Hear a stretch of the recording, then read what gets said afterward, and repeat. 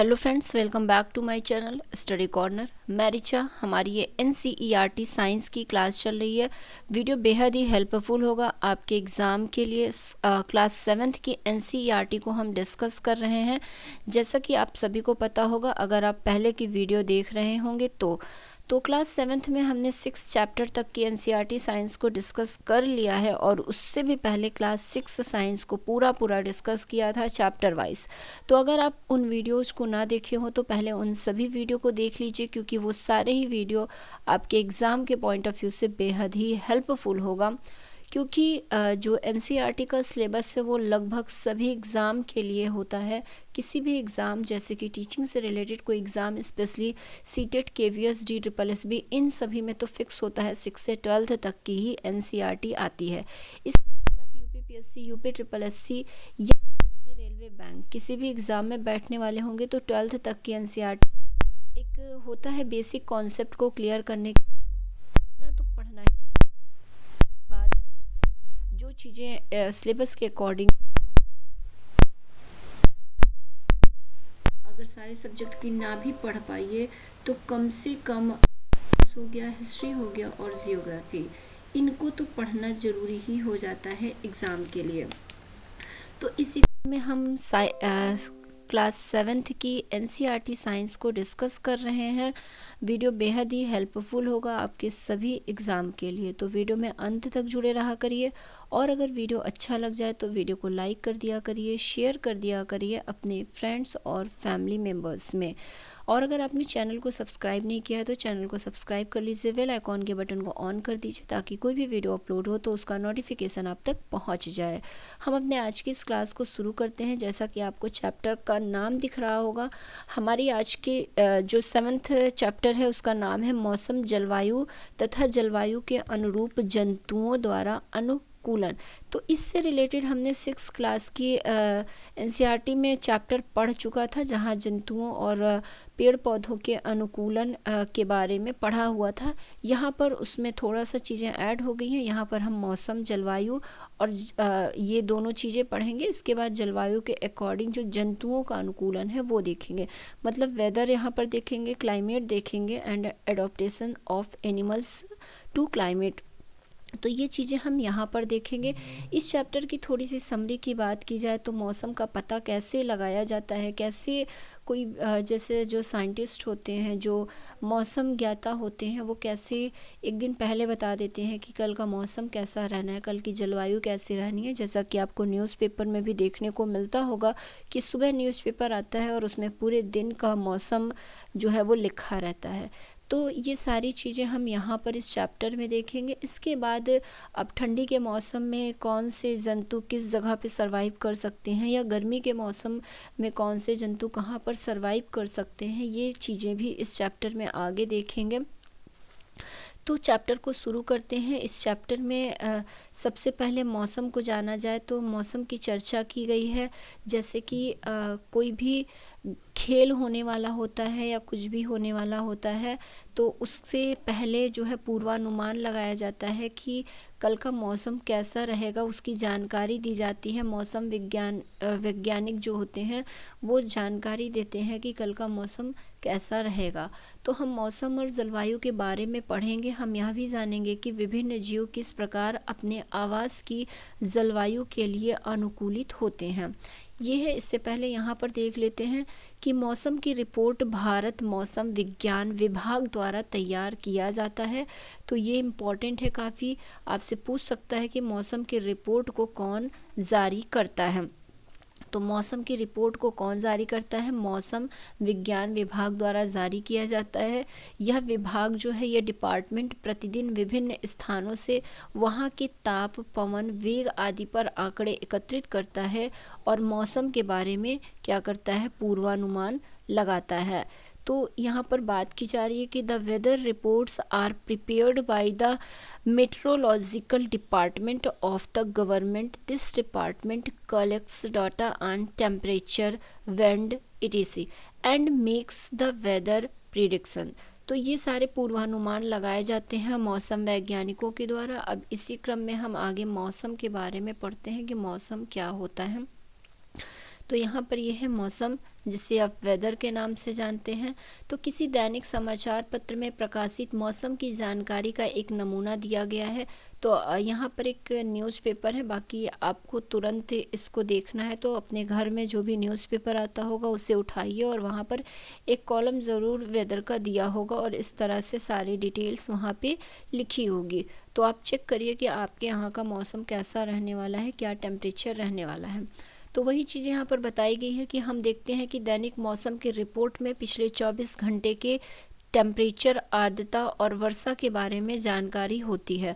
मौसम रिपोर्ट में अगले दिन के मौसम के बारे में पूर्वानुमान भी प्रकाशित किया जाता है। तो 24 घंटे के मौसम के साथ साथ नेक्स्ट डे की भी पूर्वानुमान पर आधारित जानकारी लिखी होती है न्यूज़पेपर में, जिसके माध्यम से हम जानते हैं कि कल का मौसम कैसा होना है। आगे आते हैं और यहाँ पर वर्षा को वर्षामापी नामक यंत्र से मापा जाता है, ये बताया गया है। यह मूल रूप से एक मापक सिलेंडर होता है जिसके ऊपर वर्षा जल को एकत्रित करने के लिए एक कीप लगी रहती है। तो यहाँ पर कहा जा रहा है कि जो रेनफॉल है उसको मेजर किया जाता है an instrument called the rain gauge. It is basically a measuring cylinder with a funnel on top to collect rain water. तो ये बात रही रेनफॉल को मेज़र करने की। अब आगे देख लेते हैं कि आगे और क्या चीज़ें हैं। काफ़ी लेंदी चैप्टर है और बहुत ही इम्पॉर्टेंट चीज़ें हैं, तो थोड़ा स्पीड में कवर करेंगे क्योंकि यहाँ पर अभी ऐसा कुछ नहीं है जिसको आपको याद रखना है। नॉर्मल सी चीज़ें हैं जो समझ में आ रहा होगा। अधिकतम और न्यूनतम तापमान कुछ दिनों के लिए समान हो सकते हैं। थोड़ा सा ऊपर कुछ छूट रहा है, नहीं ठीक है। हाँ, यहाँ पर दिया हुआ है कि क्या आपके द्वारा बनाई गई सारणी के अनुसार सभी 7 दिन अधिकतम और न्यूनतम तापमान, आर्द्रता और वर्षा के माप समान रहते हैं। तो एक चार्ट आपको बनाने को बोला गया है। उस चार्ट में बनाइए, एक हफ्ते का रिकॉर्ड अपने यहाँ के मौसम का करिए और देखिए कि जो मैक्सिमम टेम्परेचर और जो मिनिमम टेम्परेचर है वो समान है या उनमें कोई डिफरेंस है। तो वही चीज़ें यहाँ पर लिखी गई हैं कि अधिकतम और न्यूनतम तापमान कुछ दिनों के लिए समान हो सकते हैं, परंतु सभी प्राचल जैसे कि तापमान, आर्द्रता, वर्षा किन्हीं 2 दिनों के लिए भी समान नहीं होते हैं। तो कई बार समान भी हो सकते हैं लेकिन कई बार ये नहीं भी होते हैं। किन्हीं 2 दिनों के लिए भी समान नहीं होते। सप्ताह भर में इनमें काफ़ी परिवर्तन हो सकता है। किसी स्थान पर तापमान, आर्द्रता, वर्षा, वायु वेग आदि के संदर्भ में वायुमंडल की प्रतिदिन की परिस्थिति उस स्थान का मौसम कहलाती है। तो यहाँ पर बिल्कुल एग्जैक्ट मौसम जो है, वेदर जो है, उसकी डिफिनेशन दी गई है कि the day to day conditions of the atmosphere at a place with respect to the temperature, humidity, rainfall, wind speed etc is called the weather at that place। तो उस जगह का मौसम कहलाता है। तापमान, आर्द्रता और अन्य कारक मौसम के घटक कहलाते हैं। तो जो टेम्परेचर होता है, ह्यूमिडिटी होती है और other factors are called the element of the weather. तो ये भी ध्यान रखिएगा मौसम के घटक कौन कौन से होते हैं। तो टेम्परेचर हो गया, ह्यूमिडिटी हो गया और अन्य कारक जो हैं वो मौसम के घटक कहलाते हैं। इसके बाद बताया गया है कि किस स्थान का मौसम दिन प्रतिदिन और सप्ताह दर सप्ताह परिवर्तित होता रहता है। इसलिए हम अक्सर कहते हैं आज का मौसम अत्यधिक आर्द्र है अथवा पिछले सप्ताह मौसम कम था। या ऐसा गर्मियों में आप देखिए किसी दिन ज़्यादा गर्मी पड़ती है, किसी दिन कम गर्मी पड़ती है। तो यही चीज़ें बताई गई हैं कि मौसम एक अत्यंत जटिल परिघटना है, यह क्षण भर में ही परिवर्तित हो सकता है। तो बिल्कुल सही है। जैसे देखिए कभी क्या होता है, धूप निकली है बहुत तेज़ और अचानक से बारिश भी होने लगती है। तो मौसम का कुछ भी नहीं कहा जा सकता, ये पलक झपकते ही परिवर्तित हो सकता है। कभी कभी यह हो सकता है कि सुबह के समय धूप निकली हो लेकिन अचानक ही बादल आ जाए और तेज़ वर्षा होने लगे, अथवा तेज़ वर्षा अचानक से बंद हो जाए और तेज़ धूप निकल आए। आपको अवश्य ही अनेक ऐसे अनुभव हुए होंगे। ऐसे किसी अनुभव को याद करने का प्रयास कीजिए और अपने मित्रों को इसके बारे में बताइए। चूँकि मौसम इतनी जटिल परिघटना है, अतः इसका पूर्वानुमान लगाना आसान कार्य भी नहीं होता है। इसके बाद यहाँ पर एक दो नीचे दिया गया है, रिकॉर्ड किया गया है कि इसमें 3 अगस्त 2006 से 9 अगस्त 2006 तक शिलोंग मेघालय में रिकॉर्ड किए गए अधिकतम तापमान को दिखाया गया है। तो ये शिलोंग और मेघालय का जो टेम्परेचर है उसको दिखाया गया है। तो इस ग्राफ के माध्यम से भी देख सकते हैं कि कभी टेम्परेचर बहुत हाई है तो कभी बहुत कम, तो कभी ज़्यादा, तो कभी बहुत ही कम हो गया। तो इस तरह से यहाँ पर ये दिखाया गया है कि 3 तारीख का देखिए, ये 3 तारीख का टेम्परेचर जो है वो 26 डिग्री सेल्सियस पे है, 4 तारीख का 23.5 डिग्री हो गया। तो इस तरह से मतलब एक ये नमूना दिया गया है ये समझने के लिए कि मौसम जो तापमान है, टेम्परेचर है या मौसम है, वो हर दिन बदलता रहता है। तो अधिकतम और न्यूनतम तापमान को प्रतिदिन रिकॉर्ड किया जाता है। क्या आप जानते हैं कि इस तापमान को कैसे रिकॉर्ड किया जाता है? तो अब बताया जा रहा है कि कैसे टेम्परेचर को रिकॉर्ड किया जाता है। तो हमने इससे पहले पढ़ा हुआ था चैप्टर 4 में कि जो टेम्परेचर वाला चैप्टर था वहाँ पर हमने एक तो डॉक्टरी थर्मामीटर के बारे में पढ़ा हुआ था, एक लेबोरेटरी थर्मामीटर, और तीसरा जो टाइप का टेम्परेचर मापने का इंस्ट्रूमेंट था, उपकरण था, वो मौसम वाला था जिसे हमने अधिकतम न्यूनतम तापमापी कहा था। तो वही चीज़ बताया गया है कि हमने जो 4th चैप्टर है वहाँ पर पढ़ा था कि जो मौसम संबंधित रिपोर्ट होती है उसको जानने के लिए एक तापमापी होती है जिन्हें अधिकतम न्यूनतम तापमापी कहते हैं। तो इसके द्वारा जो है अधिकतम न्यूनतम टेम्परेचर को नापा जाता है। तो यहाँ पर मैक्सिमम एंड मिनिमम थर्मामीटर के नाम से इसे जाना जाता है। इसके बाद यहाँ पर बताया गया है कि दिन भर में किस समय तापमान मैक्सिमम और किस समय मिनिमम होता है। तो दिन का अधिकतम तापमान सामान्यतः अपराह्न में अर्थात दोपहर के बाद होता है। तो ये चीज़ें आप फील भी किए होंगे कि जो maximum temperature of the day होता है वो जनरली इन द आफ्टरनून होता है, while the minimum temperature occurs generally in the early morning. तो सुबह के टाइम टेम्परेचर बहुत कम होता है, आपको हल्की हल्की ठंडी भी फील होती है और वो बहुत अच्छा इन्वायरमेंट होता है सुबह का। वहाँ पर टेम्परेचर बिल्कुल बैलेंस होता है सुबह के टाइम में, और दोपहर के बाद का टेम्परेचर तो बहुत ज़्यादा हो जाता है। तो यही चीज़ें यहाँ पे बताई गई है। अब आगे बढ़ते हैं और आगे देख लेते हैं कि आगे क्या दिया हुआ है। अब इसके बाद यहाँ पर पहले ये चीज़ देख लेते हैं, इसके बाद जलवायु के बारे में जानेंगे। तो मौसम में सभी परिवर्तन सूर्य के कारण होते हैं। सूर्य अत्यधिक उच्च ताप पर गर्म गैसों का विशाल गोला होता है।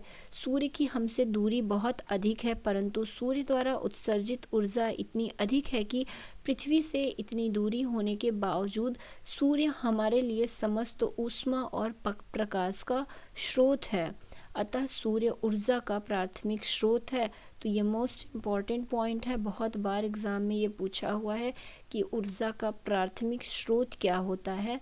तो ऊर्जा का प्राइमरी जो स्रोत होता है वो सूर्य ही होता है जो मौसम में परिवर्तन लाता है। पृथ्वी के थल क्षेत्र, समुद्रों और वायुमंडल द्वारा अवशोषित और परिवर्तित की जाने वाली ऊर्जा भी किसी स्थान पर मौसम को निर्धारित करने में महत्वपूर्ण होती है। यदि आप समुद्र के समीप रहते हैं तो आपने यह अनुभव किया होगा कि आपके स्थान का मौसम रेगिस्तान अथवा पहाड़ी क्षेत्र के आसपास के मौसम से काफ़ी भिन्न होता है। तो काफ़ी इम्पॉर्टेंट चीज़ें इस पॉइंट में कही गई है। इस जो एक ये है हेडिंग, इसके अंदर बोली गई है। तो ये चीज़ें इम्पॉर्टेंट है। एक बार मैं इसको इंग्लिश में भी बता देती हूँ आपको कि all changes in the weather are caused by the sun.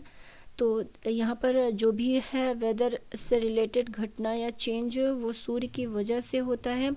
The sun is a huge sphere of hot gases at a very high temperature. The distance of the sun from us is very large. Even then, the energy sent out by the sun is so huge that it is the source of all heat and light on the earth. So the sun is the primary source of energy that causes change in the weather. तो ये important line है। इसके बाद बताया गया कि energy absorb and reflect by the earth's surface, oceans and the atmosphere play important roles in determining the weather at any place. तो यहाँ पर ओशियन के बारे में बताया गया है। इसके बाद बताया गया है कि if you live near the sea you would have realized that the weather at your place is different from that of place in the desert or near a mountain। तो माउंटेन और रेगिस्तान से अलग आपके यहाँ का वेदर होता है, आप ऐसा फील किए होंगे अगर आप समुद्र के समीप रहते होंगे। तो अब बात की जाए जलवायु की। आगे जलवायु के बारे में बताया गया है, क्लाइमेट के बारे में। तो जलवायु क्या होती है? मौसम विज्ञानी प्रतिदिन मौसम संबंधित आंकड़ों को रिकॉर्ड करते हैं, तभी वो हमें बताते हैं वो चीज़ें। तो पिछले अनेक दशकों के मौसम के रिकॉर्ड सुरक्षित रखे गए हैं। इनसे हमें किसी स्थान के मौसम के पैटर्न का निर्धारण करने में सहायता मिलती है। किसी स्थान के मौसम की लंबी अवधि जैसे 25 वर्ष में एकत्रित आंकड़ों के आधार पर बना मौसम का पैटर्न उस स्थान की जलवायु कहलाता है। तो क्लाइमेट क्या होता है? एग्जैक्ट डिफिनीशन यहाँ पर बताई गई है कि the average weather pattern taken over a long time से 25 years is called the climate of the place. तो 25 वर्ष में जो एकत्रित आंकड़े होते हैं उसी के अकॉर्डिंग जो है मौसम का पैटर्न बनता है और उस स्थान की जलवायु जो क्लाइमेट है उसका निर्धारण होता है। किसी स्थान का तापमान अधिकांश समय उच्च रहता है तो हम कहते हैं कि उस स्थान की जलवायु गर्म है। यदि इसके अतिरिक्त उस स्थान पर अधिकांश दिनों में भारी वर्षा भी होती है तो हम कह सकते हैं कि उस स्थान की जलवायु गर्म और आर्द्र दोनों है। जैसे कि रेगिस्तानी इलाके में कहा जाता है कि वहाँ जो मैक्सिमम दिन होते हैं वहाँ की जो जलवायु होती है वो बहुत गर्म होती है। इसके बाद अब आगे बताया यही चीज़ गया है कि भारत के 2 शहरों की जलवायु परिस्थिति का विवरण दिया गया है। प्रत्येक माह के लिए औसत तापमान की गणना 2 चरणों में की गई है। तो यहाँ पे 2 जगह की जो जलवायु है उसकी जानकारी बताई गई है, उसका रिकॉर्ड किया गया है टेम्परेचर, और बताया गया है कि हम पिछले कई वर्षों में उसी माह के लिए अनेक वर्षों के औसत तापमानों की गणना करते हैं। इससे हमें औसत तापमान मिल जाता है। 2 स्थान जम्मू और कश्मीर और श्रीनगर के केरल में तिरुवनंतपुरम का जो ये लिस्ट है ये बनाया गया है। तो यहाँ पे आप एक बार इस लिस्ट को देखिए और ख़ुद से फील करिए। ये वाली लिस्ट जो है ये जम्मू कश्मीर की है और ये वाली केरल के तिरुवनंतपुरम की है, जिसकी जानकारी जलवायु से संबंधित दी गई है। जैसे यहाँ पे जनवरी मंथ की बात की जाए तो यहाँ का टेम्परेचर -2.3 जो न्यूनतम है वो है, और मैक्सिमम की बात की जाए तो 4.7 है, और वर्षा की बात की जाए तो 57 mm है। तो इस तरह से आप सारे मंथ को एक बार देखिए खुद से और समझिए कि किस तरह से जो जलवायु है वो परिवर्तित होता है हर मंथ, हर दिन। और यहाँ पर मतलब 2 जगह की, 2 राज्यों की, 2 शहरों की जलवायु किस तरह से परिवर्तित है एक दूसरे से। तो बिल्कुल एक जगह आपको चीज़ें माइनस में दिख रही हैं और एक जगह चीज़ें प्लस में दिख रही हैं, तो बहुत ज़्यादा डिफरेंस है। जम्मू कश्मीर में जैसा कि वहाँ का टेम्परेचर बहुत कम होता है, मतलब वहाँ ठंड मैक्सिमम टाइम ठंड बहुत ज़्यादा पड़ती है। तो माइनस का मतलब हो जाता है कि 0 डिग्री सेल्सियस में बर्फ़ जम जाती है, तो 0 से भी -0 के बाद -1 -2 शुरू हो जाता है। तो मतलब बहुत ज़्यादा यहाँ पे ठंड रहती है जनवरी फरवरी के मंथ में। फिर मार्च अप्रैल मई जून जुलाई अगस्त सितंबर अक्टूबर तक जो टेम्परेचर है वो थोड़ा ठीक ठाक हो जाता है, मतलब कम सर्दी पड़ती है। लेकिन नवंबर दिसंबर आते ही फिर से टेम्परेचर बहुत ज़्यादा कम हो जाता है जम्मू कश्मीर का। और यहाँ पर केरल का बताया गया है जो कि बेहद ही गर्म जहाँ की जलवायु होती है। तो यहाँ पे मैक्सिमम टेम्परेचर 22 डिग्री, मतलब ठंडियों में भी 22 डिग्री के आसपास ही रहता है। तो इस तरह से आप ये चीज़ें ऑब्ज़र्व कर सकते हैं इस लिस्ट के माध्यम से। और यहाँ पे यही चीज़ें बताई गई हैं कि सारणी 7.2 और 7.3 देखने पर हम आसानी से जम्मू कश्मीर और केरल का औसत तापमान में अंतर को देख सकते हैं। हम देख सकते हैं कि केरल जो है जम्मू और कश्मीर की तुलना में बहुत गर्म और आर्द्र है, जिससे वर्ष के कुछ भाग में मध्यम गर्म और मध्यम आर्द्र जलवायु होती है। तो इसी प्रकार के आंकड़े भारत के पश्चिमी क्षेत्रों जैसे राजस्थान के लिए वर्ष के अधिकांश समय औसत तापमान को उच्च दिखाते हैं, लेकिन सर्दियों में जो सिर्फ कुछ माह के लिए ही होता है। तो जैसे राजस्थान हो गया, केरल, ये सारे गर्म इलाके होते हैं, गर्म वाले इलाके कहलाते हैं। यहाँ पे मैक्सिमम टाइम गर्मी ही पड़ती है, बस जनवरी या दिसंबर की बात की जाए तो थोड़ा बहुत टेम्परेचर डाउन होता है। अब आगे बताया गया है कि यहाँ पर बताया गया है कि किसी मरुस्थलीय जलवायु के लक्षण है जहाँ जलवायु गर्म और शुष्क होती है। तो जो मरुस्थलीय जलवायु होती है वो है वहाँ पर की जलवायु क्या होती है, गर्म और शुष्क होती है। कहाँ की, मरुस्थलीय इलाकों की जलवायु। तो ये भी ध्यान रखिएगा कि जो टिपिकल डिज़र्ट क्लाइमेट होता है वो हॉट एंड ड्राई होता है मैक्सिमम टाइम। उत्तर पूर्वी भारत में वर्ष के अधिकांश भाग में वर्षा होती है, इसलिए हम कह सकते हैं कि उत्तर पूर्वी की जलवायु जो है वो आर्द्र मतलब वेट होती है। उत्तर पूर्वी जलवायु वेट होती है। इसके बाद जलवायु और अनुकूलन के बारे में जानते हैं, क्लाइमेट एंड एडॉप्टेशन के बारे में। इसमें जीव जंतुओं का जलवायु के अकॉर्डिंग जो एडॉप्टेशन होता है वो देखेंगे। तो जलवायु का सभी जीवों पर गहरा प्रभाव पड़ता है। जंतु उन स्थितियों में जीने के लिए अनुकूलित होते हैं जिनमें वे रहते हैं। अत्यधिक सर्द और गर्म जलवायु में जीवित रहने वाले जंतुओं में स्वयं को चरम शीत अथवा ताप से बचाने के लिए कुछ विशेष गुण होंगे। वे सभी गुण और लक्षण जो जंतुओं को उनके परिवेश से अनुकूलन में सहायक होते हैं, विकास की प्रक्रिया का परिणाम है। तो ये जो है ये हमने 6th क्लास में भी बहुत अच्छे से पढ़ा हुआ था। एडॉप्टेशन, वहाँ पर एक चैप्टर था जहाँ पर जीव जंतुओं का एडॉप्टेशन के बारे में बताया गया था। तो वहाँ पर हमने एडॉप्टेशन की डिफिनेशन बहुत अच्छे से समझी थी कि एडॉप्टेशन की डिफिनेशन क्या होती है। तो यही बताया गया कि वे सभी गुण और लक्षण जो जंतुओं को उनके परिवेश से अनुकूलन में सहायक होते हैं, विकास की प्रक्रिया का परिणाम होते हैं। इसके बाद यहाँ बताया गया है कि जंतुओं पर जलवायु के प्रभाव के बारे में पढ़ेंगे हम आगे।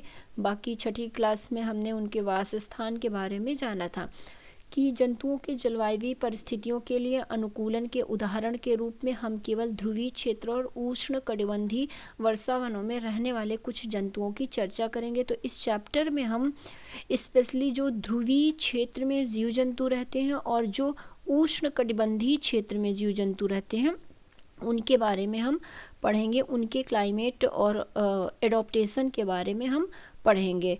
तो आगे देख लेते हैं अब कि यहाँ पर बताया गया है कि ध्रुवीय क्षेत्र ध्रुवों के समीप स्थित होते हैं, जैसे उत्तरी ध्रुव और दक्षिणी ध्रुव। मतलब the polar regions are situated near the poles, that is north pole and south pole. इसके बाद बताया गया है कि ध्रुवीय क्षेत्र के कुछ परिचित देश Canada, Greenland, Iceland, Norway, Sweden, Finland तथा अमेरिका में अलास्का और रूस के साइबेरिया क्षेत्र हैं। तो यहाँ पे बताया जा रहा है कि जो पोलर कंट्रीज़ हैं वो कौन कौन से कंट्री हैं। तो उसमें ये इन देशों के नाम आपको पता होने चाहिए, जैसे Canada, Greenland, Iceland, Norway, Sweden, Finland, America का अलास्का और रूस में साइबेरियाई क्षेत्र। अब भारत की बात की जाए कि भारत में ध्रुवीय क्षेत्र कौन कौन से होते हैं। भारत, यहाँ पर बताया गया कि Bharat Malaysia, Indonesia, Brazil, Congo गणतंत्र, केन्या, युगांडा और नाइजीरिया कुछ ऐसे देश हैं जहां उष्ण कटिबंधीय वर्षावन पाए जाते हैं। तो काफ़ी इम्पॉर्टेंट ये सारे जो कंट्री के एग्जाम्पल दिए गए हैं उष्ण कटिबंधीय वर्षावन के तौर पे काफ़ी इम्पॉर्टेंट है। सीधे सीधे एग्जामिनर यही क्वेश्चन पूछ लेता है कि उष्ण कटिबंधीय वर्षावन के अंतर्गत कौन से देश आते हैं। इनमें से 3 देश आपको दे देगा और एक देश दूसरा दे देगा जो इसके अंतर्गत नहीं आते हैं। तो इस तरह से अगर आप ये चीज़ें एक बार दिमाग में रखेंगे तो कभी गलती नहीं होगी। तो यहाँ पर दिया हुआ है कि examples of some countries where the tropical rain forest are found are India, Malaysia, Indonesia, Brazil, Republic of Congo, Kenya, Uganda and Nigeria. तो ये कंट्री का नाम आपको याद रखना होगा, काफ़ी इम्पॉर्टेंट नाम है ये। इसके बाद आगे बताया गया है कि ध्रुवीय क्षेत्रों को नीले रंग से दिखाया गया, इसी प्रकार उष्णकटिबंधीय क्षेत्रों को लाल रंग से दिखाया गया है। तो यहाँ पे आगे विश्व का मानचित्र अच्छा, आपको अब यहाँ पर नहीं दिया गया है, अब आप अपने फ़ोन में या अगर आपके पास कोई भी मैप होगा तो उसमें देख सकते हैं इन दोनों ही रीजन्स को। तो जो वर्ल्ड का मैप होता है उसमें जो ध्रुवीय क्षेत्र होते हैं उनको ब्लू कलर से दिखाया जाता है और जो उष्णकटिबंधीय क्षेत्र होते हैं उन्हें रेड कलर से दिखाया जाता है। अब आगे ध्रुवीय क्षेत्र के बारे में जानते हैं कि ध्रुवीय क्षेत्र क्या होता है। काफ़ी इम्पॉर्टेंट ये अब चल रहा है, तो ये चीज़ें आपको बिल्कुल समझ के रखना होगा। अब व्हाट इज़ पोलर रीजन, तो ध्रुवीय क्षेत्र में चरम जलवायु पाई जाती है। तो the polar regions present an extreme climate, ये क्षेत्र सदैव बर्फ से ढके रहते हैं और यहाँ वर्ष के अधिकांश भाग में अत्यधिक सर्दी रहती है। तो these regions are covered with snow and it is a very cold for most part of the year, तो पूरे टाइम ये बर्फ से ही लगभग ढका रहता है। ध्रुवों पर 6 महीने तक सूर्यास्त नहीं होता और बाकी 6 महीने तक सूर्योदय नहीं होता। तो यहाँ पर 6 महीने सूर्यास्त और 6 महीने सूर्योदय होता है। जैसा कि हमारे यहाँ क्या होता है कि 24 घंटे में हम देखते हैं कि सूर्यास्त और सूर्योदय दोनों होता है, लेकिन यहाँ पे 6 महीने का क्रम चलता है। सर्दियों में टेम्परेचर की बात की जाए तो -37 डिग्री सेल्सियस तक हो जाता है। तो मतलब अब आप अंदाज़ा लगा सकते हैं कि 0 डिग्री सेल्सियस पे बर्फ़ बन जाती है और 0 के बाद -1 -2 शुरू होता है। तो -37 डिग्री सेल्सियस कितना ज़्यादा वहाँ पर ठंड होती होगी। तो यहाँ का जो सर्दियों का तापमान है वो -37 डिग्री सेल्सियस तक हो जाता है। यहाँ रहने वाले जंतु इन चरम स्थितियों के लिए अनुकूलित हो गए हैं। अब हमें इन जगहों पे भेज दिया जाए तो हम सरवाइव नहीं कर सकते, क्योंकि हमारी बॉडी जो है वो 0 डिग्री टेम्परेचर तक को ही सहने के लिए बनी हुई है लगभग। तो इन इलाकों में हमें भेजा जाए तो हमारे लिए मुश्किल हो जाएगा, लेकिन यहाँ पर रहने वाले जो जीव जंतु हैं ये यहाँ के जो टेम्परेचर है इसके अकॉर्डिंग खुद को एडॉप्ट कर लिए हैं, खुद को अनुकूलित कर लिए हैं, तो इन्हें यहाँ पर कोई दिक्कत नहीं होती है। तो अब जो ध्रुवीय क्षेत्र के भालू हैं जिन्हें पोलर बियर के नाम से जाना जाता है, इसके बारे में यहाँ पे बताया गया है, पोलर बियर और पेंगुइन। तो पोलर बियर और पेंगुइन जो हैं ये ध्रुवीय क्षेत्र में रहने वाले जीव हैं। अभी यहाँ पर बताया गया है कि ये किस प्रकार वहाँ की जलवायु के लिए अनुकूलित होंगे। तो ध्रुवीय भालू की बात की जाए तो जो पोलर बियर होता है, ध्रुवीय भालू के सारे शरीर पर सफ़ेद बाल या फर होते हैं। हमने 6th क्लास में इसकी इमेज भी देखी थी पोलर भालू की, जो पोलर बियर होता है उसकी। तो यहाँ पर भी इमेज दिया हुआ है आगे। ये है पोलर बियर, मतलब जो ध्रुवीय क्षेत्र में रहने वाला भालू होता है। इसके बारे में बताया गया है कि इनके शरीर में जो है वो बड़े बड़े सफ़ेद कलर के बाल होते हैं, फर होते हैं, जिनसे वे बर्फ़ की सफ़ेद पृष्ठभूमि में आसानी से दिखाई नहीं देते। इससे इन्हें अपने शत्रुओं के बचाव में भी सहायता मिलती है। तो बर्फ़ भी वाइट कलर की रहती है और इनके हेयर्स भी बॉडी में जो हैं वो वाइट कलर के रहते हैं। तो ये आसानी से बर्फ़ में अपने आप को छिपा लेते हैं और शत्रुओं से भी अपने आप को बचा लेते हैं। साथ ही इससे इन्हें अपने शिकार को पकड़ने में भी सहायता मिलती है। इनमें चरम शीत से बचाने के लिए जो बालों जो फर होती है वो 2 मोटी परतें होती हैं, मतलब इनके हेयर्स 2 लेयर में होते हैं, काफ़ी मोटी लेयर होती है। इनकी त्वचा के नीचे फैट की भी एक परत होती है। वास्तव में ध्रुवीय भालू का शरीर इतनी अच्छी तरह से शीतरोधी होता है कि वे धीमे धीमे चलते हैं ताकि उनके शरीर का तापमान आवश्यकता से अधिक न हो जाए। ये अपने शरीर को बहुत अधिक गर्म हो जाने से बचाने के लिए अक्सर विश्राम भी करते हैं। तो ये खुद को इतने अच्छे तरह से वहाँ के एटमॉस्फेयर में अपने आप को एडॉप्ट कर लिए हैं कि इन्हें कोई भी दिक्कत नहीं होती है। गर्म मौसम में भौतिक क्रियाकलापों के बाद ध्रुवीय भालुओं को अपने शरीर को ठंडा करना पड़ता है, अतः ध्रुवीय भालू समुद्री जल में तैरते रहते हैं। ये अच्छे तैराक भी होते हैं। इनके पंजे चौड़े और बड़े होते हैं जो न केवल अच्छी तरह से तैरने में इनकी सहायता करते हैं बल्कि इन्हें बर्फ़ में चलने में भी सहायता करते हैं। तो यहाँ पे ध्रुवीय भालू के बारे में सारी चीज़ें दी हुई हैं। इस इमेज में देख लीजिए कि इनके जो नाखून मुड़े हुए लंबे और पैने होते हैं, यह इन्हें बर्फ़ पर चलने में सहायता देते हैं। और उसके बाद इनमें सूंघने की शक्ति बहुत ज़्यादा होती है इन भालुओं में। यह भालू को अपने शिकार को ढूंढने और पकड़ने में सहायता देते हैं। फिर इसके बाद क्या बताया गया है, इसके बाद बताया गया है कि सफ़ेद बालों के कारण सफ़ेद बर्फ़ की पृष्ठभूमि में आसानी से दिखाई नहीं देते। तो आपको दिख भी रहा होगा चारों तरफ वाइट कलर का बर्फ़, और ये वाइट कलर का, तो दूर से किसी को ये दिखेगा नहीं। इनके परभक्षी और शिकार इसे आसानी से इसलिए देख नहीं पाते हैं। इनके शरीर पर बालों की 2 मोटी परतें होती हैं। यह सर्द मौसम में इसे गर्म रखती है। इनकी त्वचा के नीचे फैट की एक परत होती है जिस इनका शरीर शीत रोधित होता है और इसे गर्म रखता है। तो इस तरह से बाल और वसा की लेयर की वजह से ये खुद को सर्दियों से बचा लेते हैं। तो ये ध्रुवीय भालू में जो अनुकूलन की क्षमता थी, ये सारी चीज़ें यहाँ पर यही लिखा हुआ है। अब इसके बाद एक दूसरा जीव है जो कि पेंगुइन है। इसके बारे में बताया गया है कि ध्रुवीय क्षेत्र का एक अन्य परिचित जंतु पेंगुइन है। ये भी सफ़ेद होते हैं। तो ये पेंगुइन आप डिस्कवरी चैनल में देखने को मिल जाता है। सामने से तो रियल में तो शायद कोई देखा हो, पर अपने टीवी में डिस्कवरी चैनल को खोलिए और वहाँ पर आसानी से देख सकते हैं, नहीं तो गूगल में सर्च कर लीजिए और वहाँ पर इसकी इमेज मिल जाएगी। तो ध्रुवीय क्षेत्र का जो ये दूसरा जंतु पेंगुइन है, ये भी सफ़ेद होते हैं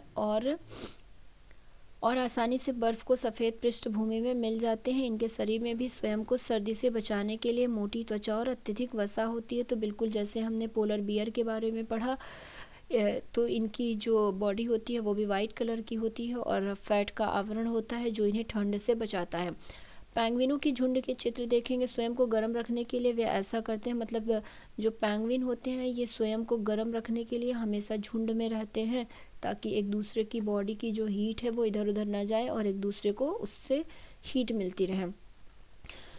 और इसके बाद है कि जब आप खचाखच भरे किसी कमरे या हॉल में होते हैं तो आप कितना गर्म महसूस करते हैं। तो ये पेंगुइन क्यों झुंड में रहते हैं, तो इसको एक एग्जांपल के तौर पे आपकी रियल लाइफ से जोड़ के बताया गया है कि अगर जैसे आप किसी फंक्शन में गए हैं और वहाँ पे बहुत ज़्यादा संख्या में लोग हैं, तो वहाँ पर आपको गर्मी का एहसास होगा काफ़ी ज़्यादा इन कंपेयर टू अगर आप उस कमरे से बाहर जाते हैं तो वही बताया गया है। तो इससे आप समझ सकते हैं कि ये पेंगुइन क्यों झुंड में रहते हैं।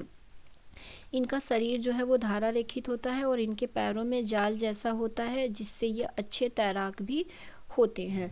तो ये पेंगुइन के पैर को दिखाया गया है और ये पेंगुइन की एक इमेज है। तो इतना ज़्यादा हमें इसमें कुछ समझने वाली चीज़ नहीं है, बस इनके बारे में बताया गया है कि ये कैसे ध्रुवीय क्षेत्र में खुद को रखते हैं, खुद को वहाँ की ठंडी से बचाते हैं। इसके बाद कुछ और जंतुओं के बारे में बताया गया है जो ध्रुवीय क्षेत्र में पाए जाते हैं, जैसे मछलियाँ हो गई, कस्तूरी मृग हो गया, रेनडियर, लोमड़ी, सील, व्हेल तथा अन्य कई प्रकार के पक्षी भी सम्मिलित हैं। जहाँ मछली ठंडे जल में लंबे समय तक रह सकती हैं, वहीं पक्षियों के जीवित रहने के लिए अपने शरीर को गर्म रखना आवश्यक होता है। इसी कारण अनेक प्रकार के पक्षी सर्दियों के आते ही अपेक्षाकृत गर्म स्थानों पर प्रवास के लिए चले जाते हैं।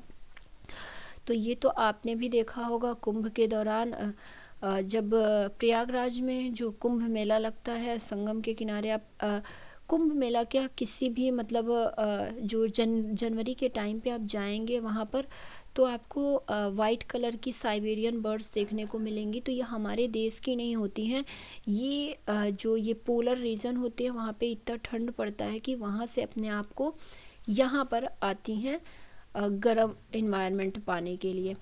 तो वही चीज़ें बताई गई हैं कि पक्षियाँ सर्दियों के आती है अपेक्षाकृत गर्म स्थानों पर प्रवास के लिए चले जाते हैं और सर्दियाँ समाप्त हो जाने पर वे पुनः अपने आवास पर वापस लौट आते हैं।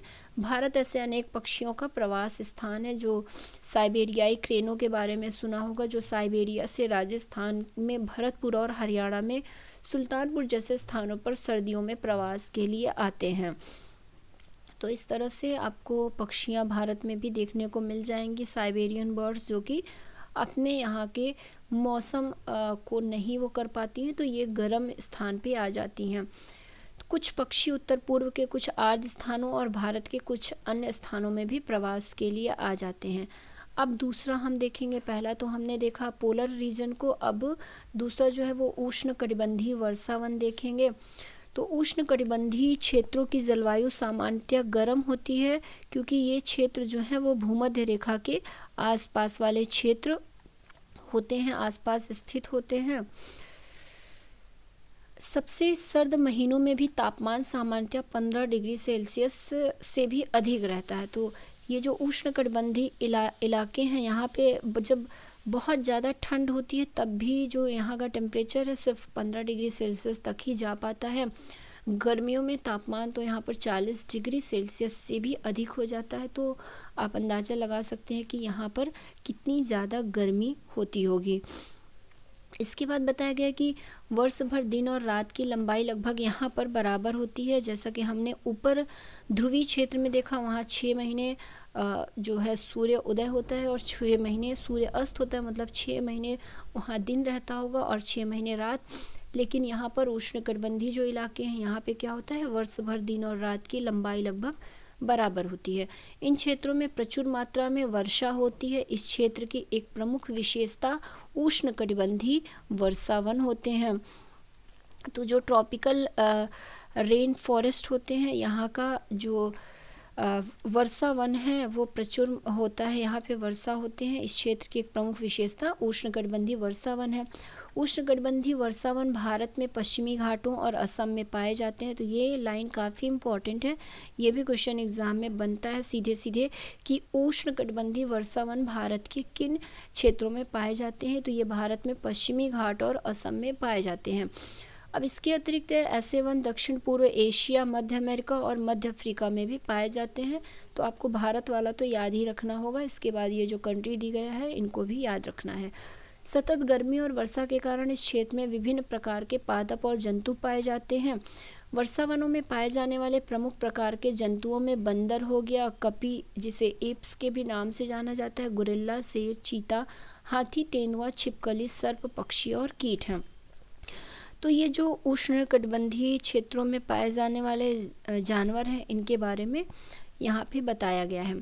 इसके बाद बताया गया है कि जंतुओं की जनसंख्या बहुत अधिक होती है। यहाँ पर देख लेते हैं कि हम गर्म आर्द्र जलवायु के लिए इन जंतुओं के अनुकूलन के बारे में अध्ययन करें। वर्षावनों में जलवायु परिस्थितियाँ अनेक किस्मों के जंतुओं की विशाल जनसंख्या के जीवन यापन के लिए अत्यधिक उपयुक्त होती है। चूँकि जंतुओं की जनसंख्या अधिक होती है, अतः उनमें भोजन और आश्रय के लिए सघन प्रतिस्पर्धा भी होती है। अनेक जंतु वृक्षों पर रहने के लिए अनुकूलित होते हैं। लाल नेत्रों वाले मेंढक के पैर के तलवे चिपचिपे होते हैं, जो उन्हें उन वृक्षों पर चढ़ने में सहायता करते हैं जिन पर वे रहते हैं। तो यहाँ पर लाल मेंढक के बारे में बताया गया है। इनके हाथ पैर ऐसे होते हैं जिससे ये आसानी से शाखाओं में को थामे रहते हैं। तो लाल मेंढक का ये एक इमेज भी आपको दिख जाएगा। ये है न्यू वर्ड मंकी का इमेज। यहाँ पर ये है लाल नेत्र वाला मेंढक। तो इसके बारे में बताया गया है कि वृक्षों पर चढ़ने में इन्हें सहायता करते हैं। इसके बाद वृक्षों में रहने में सहायता के लिए बंदरों की लंबी पूंछ होती है, जो शाखाओं को पकड़ने में सहायक होती है। तो आगे बंदर के बारे में बताया गया है, जिसका ये इमेज है एक न्यू वर्ड मंकी का, बंदर का। तो ये शाखाओं को थामे रहता है अपनी पूंछ के माध्यम से, इसलिए इनमें लंबी पूंछ होती है। क्योंकि इन वनों में आवास करने वाले जंतुओं में भोजन के लिए परस्पर स्पर्धा होती है। कुछ जंतु ऐसे भोजन को प्राप्त करने के लिए अनुकूलित होते हैं जहाँ अन्य जंतु आसानी से नहीं पहुँच सकते हैं। तो इन जो इलाके हैं, यहाँ पे बहुत ज़्यादा मात्रा में जीव जंतु होते हैं। तो ये जीव जंतु में जो भोजन है उसके लिए बहुत प्रतिस्पर्धा रहती है। अगर सारे जीव जंतु ज़मीन पे ही होंगे तो इनको भोजन मिलना मुश्किल हो जाएगा। तो कुछ जानवर क्या करते हैं, खुद को पेड़ पौधों की पत्तियाँ, पेड़ पौधों के फलों और पेड़ पौधों में रहने के लिए अपने आप को उस तरह से अडॉप्ट कर लेते हैं, उस तरह से अपने आप को अनुकूलित कर लेते हैं। तो इससे क्या होता है, थोड़ा सा जो इन जीव जंतुओं इतनी संख्या होने के बाद भी जो इनमें भोजन को लेके प्रतिस्पर्धा है या आवास को लेके वो कम हो जाता है, क्योंकि इस तरह से डिवाइडेशन हो जाता है इनके रहने के स्थान में। जैसे उदाहरण के लिए टूकन नामक पक्षी की लंबी बड़ी चोंच होती है, जिनकी सहायता से वह ऐसी शाखाओं में लगे फलों तक पहुंच सकता है जो बहुत कमज़ोर होती है। तो कुछ पक्षी ऐसे होते हैं जहाँ पे और जीव जंतु नहीं पहुँच पाते हैं, ये लेकिन उस तरह से बने होते हैं कि ये वहाँ पर पहुँच के उनका फल खा लेते हैं। तो इस तरह से सबका आवास और खाने का वो जो है वो बटा रहता है, जिससे इनके बीच ज़्यादा प्रतिस्पर्धा नहीं रहती और सबको भोजन और आवास आसानी से उष्णकटिबंधीय इलाके में मिल जाता है। इसके बाद पीछे कुछ छूट गया है वो देख लेते हैं, फिर आगे बढ़ते हैं। यहाँ पर बताया गया है कि कुछ प्रवासी पक्षी अपने आवास की चरम जलवायु परिस्थितियों से बचने के लिए 15,000 किलोमीटर तक की यात्रा करते हैं। सामान्यतः ये अधिक ऊंचाई पर उड़ान भरते हैं जहां वायु प्रवाह उड़ान में सहायक होता है। इस ऊंचाई की शीत स्थितियां उनकी उड़ान पेशियों द्वारा उत्पन्न ऊष्मा का विसरण आसान कर देती हैं। लेकिन आश्चर्य की बात है कि प्रवासी पक्षी वर्ष दर वर्ष एक ही स्थान पर कैसे आते रहते हैं। यह एक रहस्य है। ऐसा लगता है कि इन पक्षियों में दिशा का सहज बोध होता है और ये जानते हैं कि किस दिशा में उड़ना है। मार्गदर्शन के लिए संभवतः कुछ भू चिन्हों लैंडमार्क का उपयोग करते हैं।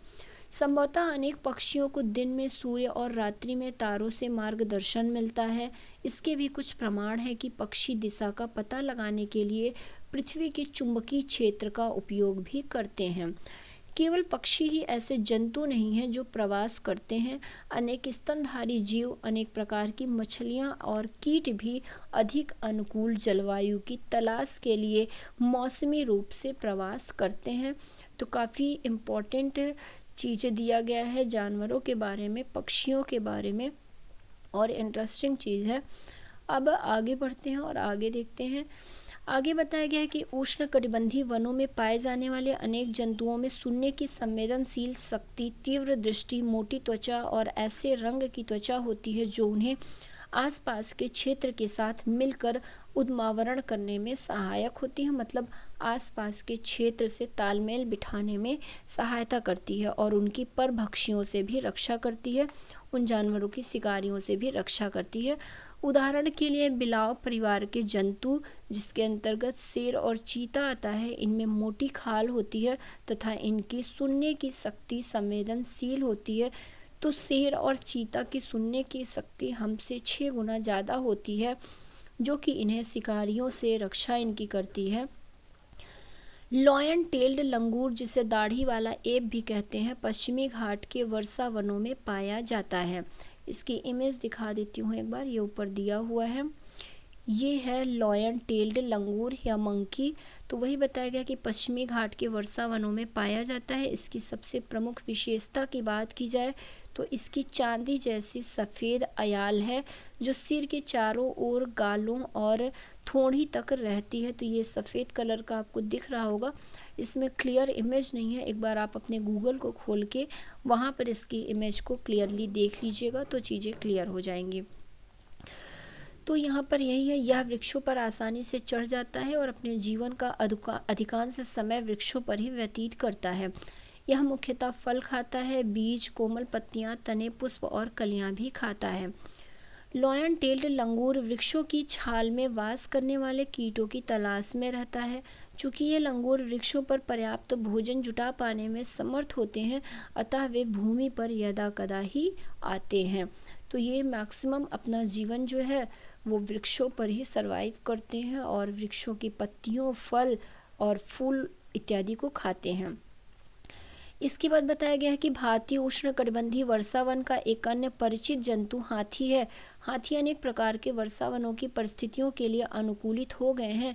इनकी सूंड को ध्यान से देखिए, जिनका उपयोग वह नाक के रूप में करते हैं। लंबी सूंड से इनकी सूंघने की शक्ति बहुत अच्छी हो जाती है। हाथी द्वारा सूंड का उपयोग भोजन को उठाने के लिए भी किया जाता है।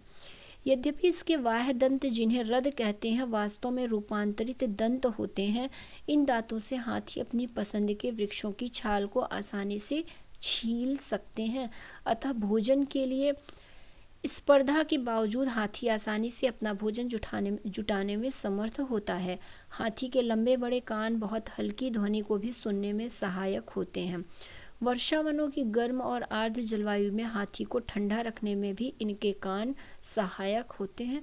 तो इस तरह से आप देख रहे होंगे कि मौसम के अकॉर्डिंग इन सारे जीव जंतुओं का अपने आप को सरवाइव करते हैं, मौसम के अनुसार इनकी बॉडी का स्ट्रक्चर होता है ताकि ये वहाँ पर सरवाइव कर सकें। तो ये तो रहा फ्रेंड्स हमारा ये चैप्टर एडॉप्टेशन का, मौसम का, जलवायु का। अब इसकी समरी को देख लेते हैं एक बार जल्दी से। किसी स्थान पर तापमान, आर्द्रता, वर्षा, पवन वेग आदि के संदर्भ में वायुमंडल की दिन प्रतिदिन की स्थिति उस स्थान का मौसम कहलाती है। मौसम सामान्यतः किसी 2 दिन अथवा सप्ताह दर सप्ताह समान नहीं होता है। दिन का अधिकतम तापमान सामान्यतः दोपहर में, जबकि न्यूनतम तापमान भोर में होता है। वर्ष भर सूर्योदय और सूर्यास्त का समय भी परिवर्तित होता रहता है। मौसम के सभी परिवर्तन सूर्य के द्वारा ही होते हैं, सूर्य की वजह से ही कह लीजिए तो होते हैं। दीर्घ अवधि जैसे 25 वर्ष में लिए गए मौसम के प्राचालों के आधार पर तैयार किए गए पैटर्न उस स्थान की जलवायु निर्धारित करते हैं। तो ये चीज़ें आप पढ़ लीजिएगा। वीडियो को रोक के मैं एक बार सारी चीज़ें आपको दिखा देती हूँ। वीडियो को स्टॉप करिएगा और चीज़ों को पढ़ लीजिएगा, क्योंकि ये समरी है जो हमने ऊपर पढ़ लिया है, पर एक बार आप पढ़ लीजिएगा, डायरेक्ट यहाँ से भी क्वेश्चन बन जाता है, तो इसलिए भी समरी को पढ़ना इम्पॉर्टेंट हो जाता है। अब लास्ट में कुछ इम्पॉर्टेंट चीज़ दी हुई है, वो भी देख लेते हैं। यहाँ पर दिया हुआ है कि वर्षावन पृथ्वी की सतह के लगभग 6% भाग को घेरे हैं, फिर भी इनमें पृथ्वी के आधे से अधिक जंतुओं, पादपों और लगभग 2/3 पुष्पी पादपों की किस्में पाई जाती हैं। हालांकि इस क्षेत्र के जीवों के बारे में हमें अभी भी पूर्ण जानकारी नहीं है। तो फ्रेंड्स ये हमारा चैप्टर था। चैप्टर हमारा ये ख़त्म होता है, 7th चैप्टर 7th क्लास की NCERT का। काफ़ी इम्पोर्टेंट चैप्टर है। हमने इसमें ध्रुवीय क्षेत्र और उष्णकटिबंधीय क्षेत्र को पढ़ा, जो कि काफ़ी हेल्पफुल था बहुत से जानवरों को जानने के बारे में, स्पेशली कि इन क्षेत्रों में कैसे जीव जंतु अपने आप को सरवाइव करते हैं, कैसे सरवाइव करते हैं, क्या खाते हैं, कैसे रहते हैं। तो वीडियो हेल्पफुल लगता हो तो वीडियो को लाइक कर दिया करिए, मैक्सिमम लोगों को शेयर किया करिए, ताकि लोगों को ज़्यादा से ज़्यादा इन वीडियो को समझने में, पढ़ने में हेल्प मिल सके। बहुत से लोगों के पास बुक्स अवेलेबल नहीं होती है, तो उन लोगों तक ये वीडियो पहुंचाइए ताकि उन्हें आसानी से फ्री में चीज़ें मिल सकें और वो पढ़ सकें। वीडियो अच्छा लगता हो तो लाइक कर दिया करिए, शेयर कर दिया करिए। चैनल को सब्सक्राइब नहीं किया है तो चैनल को सब्सक्राइब कर लीजिए और बेल आइकॉन के बटन को ऑन कर दीजिए, ताकि कोई भी वीडियो अपलोड हो तो उसका नोटिफिकेशन आप तक पहुंच जाए। और अगर आपको किसी भी टॉपिक से रिलेटेड कोई भी वीडियो चाहिए हो तो ज़रूर कमेंट किया करिए, हम उन सभी टॉपिक्स पर वीडियो बनाने की कोशिश करेंगे। और NCERT का किसी भी टॉपिक से रिलेटेड कोई वीडियो चाहिए हो, किसी भी सब्जेक्ट का वीडियो चाहिए हो तो ज़रूर कमेंट करिए, हम इसके साथ साथ उस सब्जेक्ट को भी शुरू करेंगे। तो अभी मेरा टारगेट जो है वो मैं सोच रही थी कि एक एक सब्जेक्ट को ख़त्म करके नेक्स्ट सब्जेक्ट पे जाऊं, लेकिन अगर आपको इसके साथ किसी भी सब्जेक्ट पर वीडियो चाहिए तो उसको भी शुरू किया जा सकता है, ऐसी कोई दिक्कत नहीं है। तो कमेंट करके ज़रूर बताया करिए, अपने सजेशंस भी ज़रूर दिया करिए, और जो भी चीज़ें ना समझ में आए, ना क्लियर हो, वो भी ज़रूर बताया करिए, ताकि हम उसे क्लियर करने की कोशिश करेंगे और आगे बढ़ सकें। तो अपने नेक्स्ट वीडियो में हम फिर से मिलते हैं, तब तक के लिए धन्यवाद।